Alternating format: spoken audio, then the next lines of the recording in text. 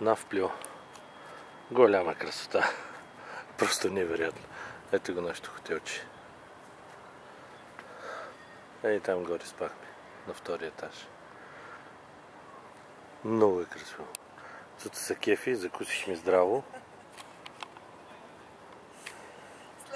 След закуска надо за корит. Много е красиво това Навплио. Гледайте какво става. На Мейн Стрит, крайбрежната улица. Тук нататък е само пешеходна до Кея.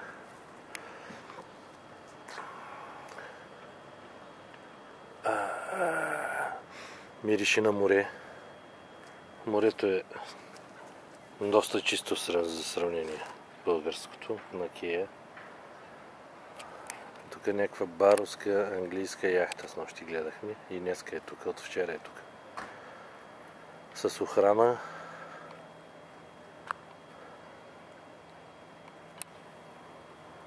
И това е. Много е красив Пелопонес. Въобще не съжалявам, че тръгнахме тук. Тръгват кафенета. До края са кафенета и ресторанти.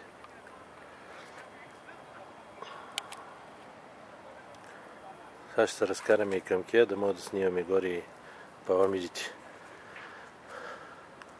Това е старата част на града. Просто хотела не е на 25-30 метра от водата.